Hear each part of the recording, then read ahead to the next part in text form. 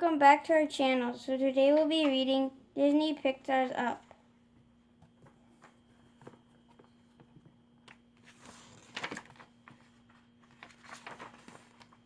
Adventure is out there now to explore Charles Munnets in a news reel, showing him leaving for South America. He was off to catch a creature he called the Monster of Paradise Falls.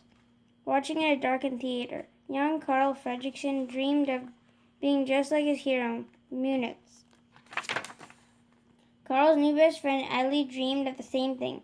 She even had a scrapbook for her adventures. Ellie pointed to a map and told Carl, "I'm going to move my clubhouse there and park it right next to the falls." But most of the pages were blank. Ellie and Carl promised to take them to Paradise Falls someday.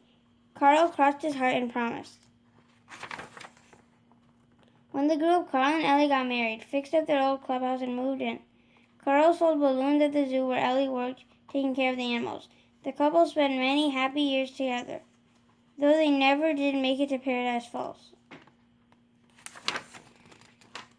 Sadly, Ellie passed away, alone in their house. A heartbroken Carl didn't change a thing. The house was all he had left of Ellie. But outside their home, everything was changing. Builders wanted Carl to move. Then one day, a young boy knocked on Carl's door. "Good afternoon," to the boy. "My name is Russell. I'm a junior wilderness explorer. Are you in need of assistance today, sir?" "No," Carl answered, slamming the door shut. But Russell knocked again, so Carl told him to find a pesky snag. There was no such creature, but Carl didn't know that. Carl knew Russell wouldn't be bothering him for a while. That night, Carl opened Ellie's scrapbook. He remembered his promise about taking her to Paradise Falls. Carl didn't want to leave their house, but he did want to keep his promise. So instead of moving out, Carl did something else. With the help of thousands of colorful balloons and a homemade ceiling system, Carl moved his house up, up, up into the sky. Suddenly there was a knock at the door. It was Russell. He had been under the porch looking for snipes when the house lifted up. "Please let me in," the frightened boy pleaded. "No," Carl said, but in the end he let Russell in. Carl was about to take Russell home when a storm changed everything. The storm blew the house around. When an exhausted Carl woke, he saw that Russell had steered them very close to Paradise Falls. A sudden bump caused them to both tumble out of the house. Carl held onto the garden hose to keep the house from floating away. They couldn't climb back up, so Russell just suggested they walk the rest of the way. They hiked through the wilderness, pulling the house behind them like a giant parade balloon. Soon Carl and Russell had company. First, a giant bird began following them after Russell fed it chocolate. The boy named it Kevin. Then a talking dog named Doug appeared. "My master made me this collar so that I can talk," Doug explained, showing Russell and Carl his fancy collar. For some reason, Doug wanted to capture Kevin, but he wasn't having much luck. "Please be my prisoner," Doug begged the giant bird. Russell was worried about Kevin. Doug wasn't very scary, but that night the boy asked Carl to promise to keep the bird safe.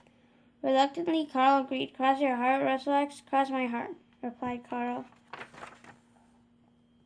The next morning, Carl and Russell learned something important about Kevin.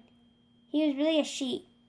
Kevin left to take care of her babies, who were calling in the distance. Then Doug's pack arrived. The scary dogs were angry because Doug had let the bird escape. The pack also thought that Carl and Russell were intruders and brought them to the pack's master, who turned out to be Charles Munitz, Carl's childhood hero. Munitz led them to a huge cave where he had kept his airship, Spirit of Adventure. Carl left his house anchored in the cave while he and Russell went aboard. For letting the bird escape, the pack left Doug outside wearing the cone of shame. "I do not like the cone of shame," Doug said sadly.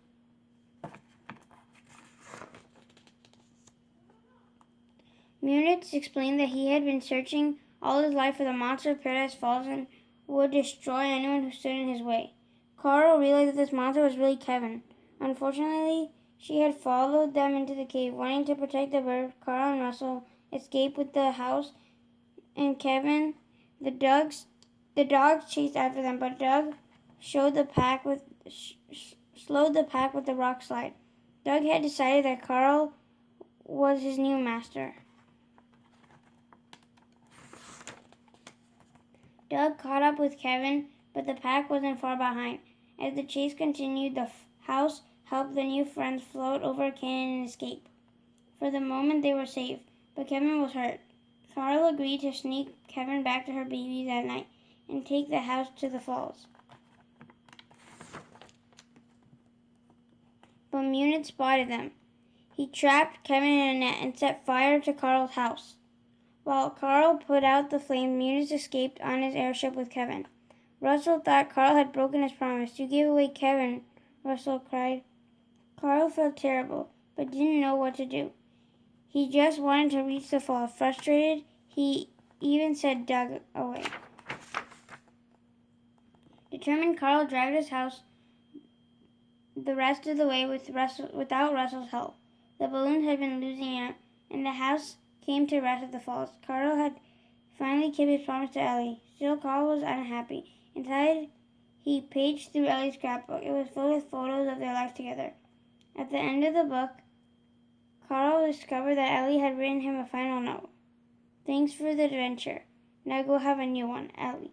Carl smiled. Ellie had thought their life together had been an adventure. Suddenly, Carl heard a noise. Bzz. Russell was using a leaf blower and some balloons to fly away. He was headed for Munich's airship to rescue Kevin. Carl quickly tossed out all his furniture to make his house rise up again. Surprisingly, there was a noise at the door. It was Doug. "I was hiding on your porch because I love you," the dog declared. "Can I stay?" "Well, you're my dog, aren't you?" Carl replied happily. Together, the two sailed off and caught up to Munich's airship. They saved Russell, who had been captured by Munich, and freed Kevin. Munich tried to stop them, but in the end, he became tangled in a bunch of balloons and disappeared.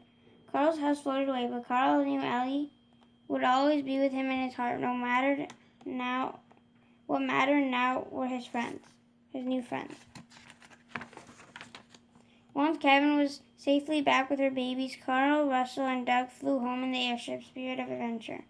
Not long after, it was with great pride that Carl pinned Russell's last badge on him, a special one Carl called the Ellie badge. Adventures were out there, and Carl and Russell were ready for them. The end.